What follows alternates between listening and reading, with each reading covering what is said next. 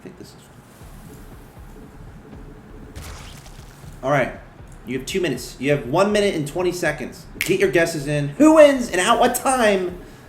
See, I can't tell if everyone wants a mod or everyone's just super competitive. And it's fine. We can have both. Why not both, Axeltoss? That's okay. Alright, guys. You're watching DreamHack Open 2013. You're watching twitch.tv/Axeltoss. I'm Axeltoss. What time is it? 7:54 a.m. local time. It started yesterday at 4 a.m. local time, so I'm feeling a lot better today. I actually got to sleep in. I went to bed at like 9 p.m. last night, so it's like, I'm feeling great, guys. I hope you guys are feeling good too. Where are you from? Actually, you guys are still playing the game. You guys are still playing the, you have 30 seconds, and then we'll talk about that later. We'll talk about that later. Oh my god. Axeltoss, why aren't you talking about this early pool? Bottom right hand location, we have Life, Startail player. Top left, we have Morrow, the blue Terran. Now, game 1, Morrow for the command center first. Akilon Wastes, great for the command center first. Life saying, you know what? I'm making fast pool. That's what I'm doing. And you're going to die. So, this is another one of those things. It's so weird. When other players do this, it's an all-in, right? But Life's macro is so good that it's not, right? Just like last game, the Ling Roach thing. When most players do that, that's all in. But when Life does it, it's just like, he transitions. Okay, done. Line in the chat. Line in the chat.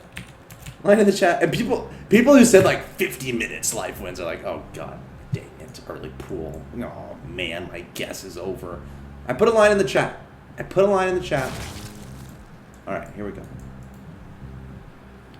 Command center first is what it is.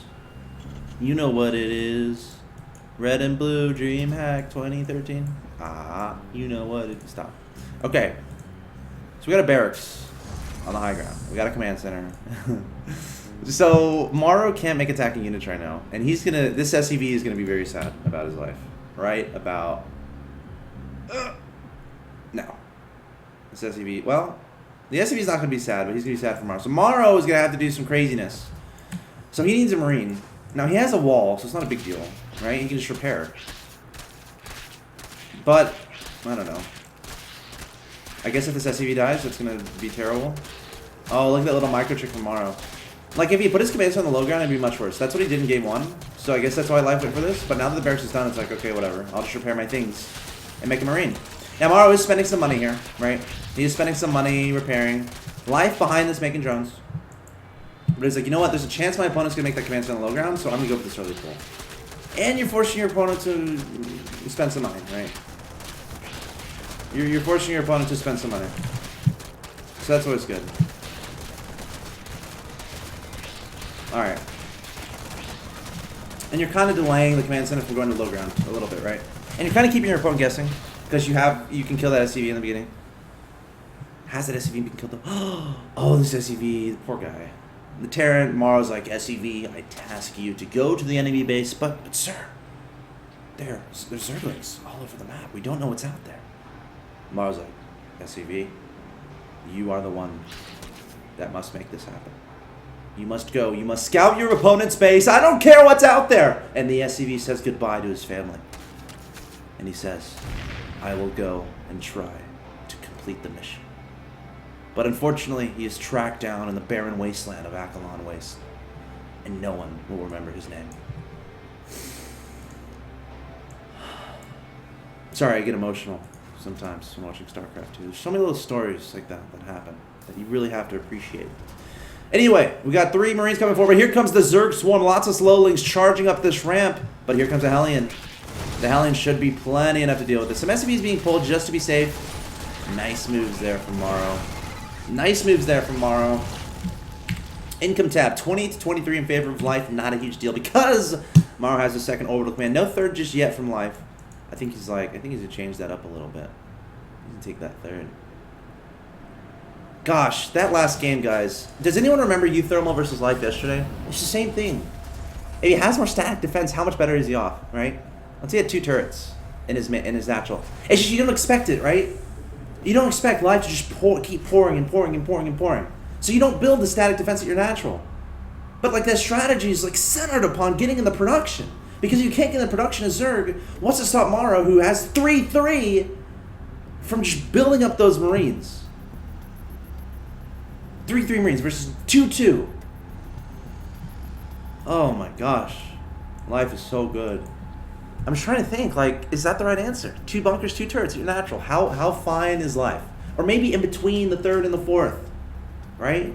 A lot of static defense there, just to make sure you can salvage later. You're investing, right? Bunker economy. Sorry, that last game was awesome.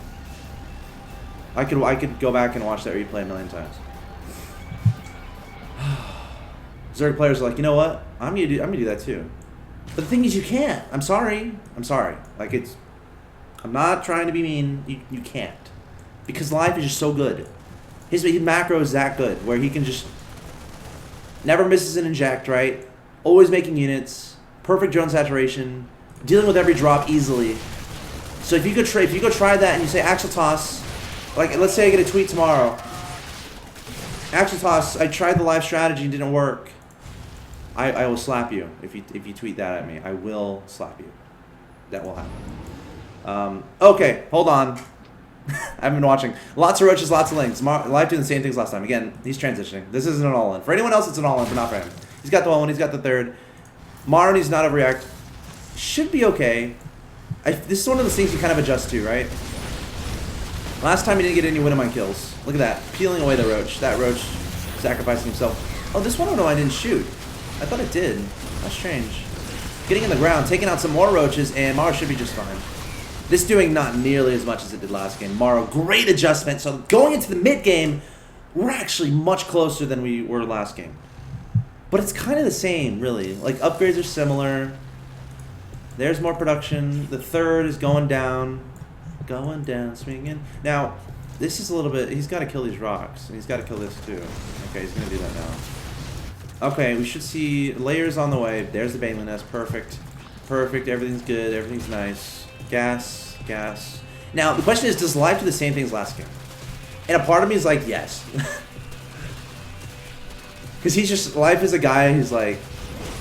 He doesn't care. He's just going to do it. And you're going to die. It's just what's going to happen. I say that too much. But life just keeps saying that, man. So what we're going to look out for is the timing of the infestation pit. Okay? Wow. See, this is what I'm talking about. Life makes 30 speedlings, which usually don't do anything. They make it work. Now, this 3rd is easier to defend than a whirlwind. I firmly believe. So, should be able to deal with this. Morrow, not overmaking Marauders is important.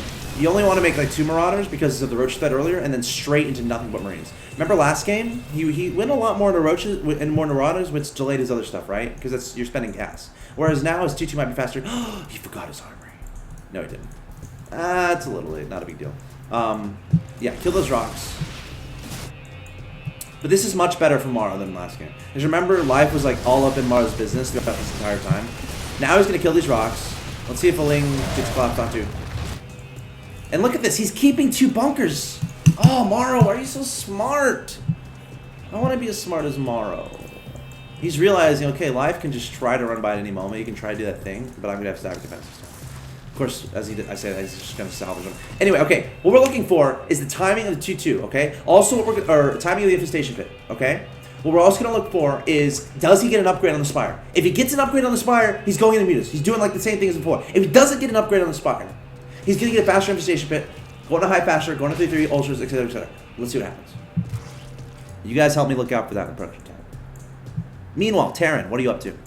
Standard stuff. 2-2, you gotta start 2-2. It's so important. Please start 2-2. Morrow, start 2-2. Morrow, you gotta start 2-2. Okay, there it is. We almost had a heart attack there, but we're fine. Deep breath. Deep breath. Okay. Gotta keep Medivacs alive. Have to keep Medivacs alive. And we're getting to the point where the production tab is kind of... Okay, +1. Boom. So similar investment into the Ling Muta Baneling style before infestation pit. He can still change things up. Morrow's gonna be able to get a faster 4th. Morrow needs to be very careful with this army. Lots of Banelings, Lings morphing in here. Alright. Alright. Here we go. Live coming in with the Lings and the Banelings. Splitting up 1 Ling at a time to try to absorb those Widowmine shots. Great job. Only 1 Widowmine is left, and that's the last shot on that overseer. But now, Life is going to come with Lings and Banelings. Every single Widowmine is spent. Don't ask me how Life knows. He knows everything. Gotta ignite that afterburst, ignite afterburst, ignite afterburst. Widowmine high ground. Oh my god. That Widowmine on the high ground could have done ridiculous damage. That's such a cheeky spot, Morrow. Why are you so smart? That's so cool. Okay, infestation pit. I don't see it. Look out for it, guys. Look out for the infestation pit. Look out for it. I feel like he's going to go for an infestation pit this game because he's getting... You know, Life can do anything he wants. Because at this point, he can just not upgrade anything more after 2-2 and +1 flyer and just make nothing but units. And that's what he did last game, right? That's what he did last game. Alright, here comes Life with a bunch of Lings and Banelings trying to get those detonations. So Widowmine barely getting to the ground, but not going to be enough. Morrow actually losing a lot of stuff here. Picking up a few Marines. Life again, just shoving his opponent away. And Morrow's like, how do you have so much stuff? And Life saying he's Life. That's just, he's Life. He's able to do that. Okay. Should Morrow play like defensive? I don't even know what Morrow should do here. This is like, that's a good shot. Because behind this Life is getting another base. Like his econ is, he has 86 drones. He has 86 drones, right? Widowmine's getting taken out and just, there's so many lanes. Widowmine's trying to get the shots off. Leaving the bunkers here, this is what I talked about. This is the exact timing as before. But he has the bunkers this time. SCV's repairing, you need that. See, that's so perfect. Look at the bunkers. If the bunkers aren't there, that doesn't happen. Oh, Morrow, why are you so smart? I'd add a bunker in here. I think you'd get a bunker here in case these rocks get taken out. Okay, look at the production. Nothing but units in production here from Life. 3-3 needs to start from Morrow. I'm okay with him. Yeah, he needs 3-3. He has the money, has the gas. 3-3. There it is. Good job, Morrow. Okay, now, the question is, will Morrow die in the next 200 seconds? That's the question. That's what Life wants. Morrow extending out a lot, trying to split up those Marines. What am I trying to drop into the ground here? The Bailiffs get some decent shots, but great splitting from Morrow. Trying to back up, not going to be enough. Again, just too many units here from Life. He's got to score into those bunkers again. Oh no, raising the supply depot. Backing him up. This is what I'm talking about. If you have a turret, how much better is it? Oh, Morrow, don't you die on me. Don't you die on me, Morrow. You've come too far in this game. You've set yourself up too well. A third bunker, is that what Morrow's in disbelief right now? He is in disbelief. He is in shattered array. He's like, Life, why do you have so much stuff? How is it possible?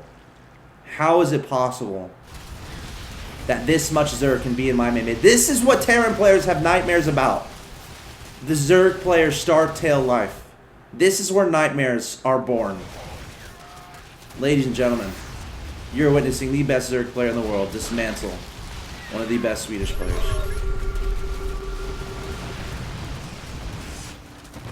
And the units won't stop. There's GG. Wow. Same exact thing as last time. And look, Infestation Pit was going down at the very end. He'd already won. But he's like, I'm just going to get the Infestation Pit. I'm just going to get the Infestation Pit for fun.